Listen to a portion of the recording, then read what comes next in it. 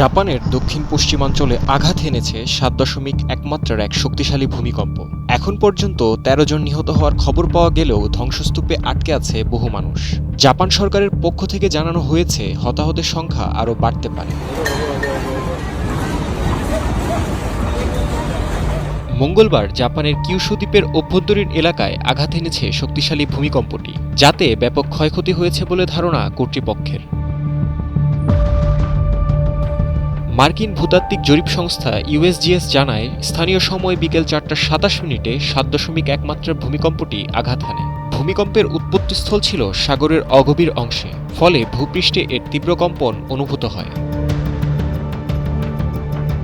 এ ঘটনায় বেশি ক্ষতিগ্রস্ত হয়েছে কুমামাতো জেলা। কুমামাতো শহরের একটি শপিং মলে ধ্বংসস্তূপের নিচে আটকে পড়া মানুষদের উদ্ধারে অভিযান চালাচ্ছে উদ্ধারকারী দল। এখন পর্যন্ত ১৩ জনের মৃত্যুর খবর পাওয়া গেছে। তবে উদ্ধার অভিযান অব্যাহত থাকায় হতাহতের সংখ্যা আরও বাড়তে পারে বলে জানিয়েছে দেশটির প্রধানমন্ত্রী সানায়ে তাকাইচি। বিশেষজ্ঞদের ধারণা, ২০১৬ সালের ভয়াবহ ভূমিকম্পের পর সক্রিয় থাকা একটি ফল্টের কারণে নতুন এ ভূমিকম্পের সৃষ্টি হয়েছে।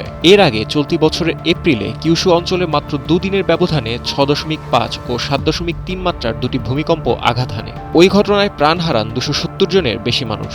এই দুর্যোগের পর ক্ষয়ক্ষতির পরিমাণ নিরূপণ ও উদ্ধার কার্যক্রম জোরদার করা হয়েছে। শাফায়েত নূর, টাইমস টুডে।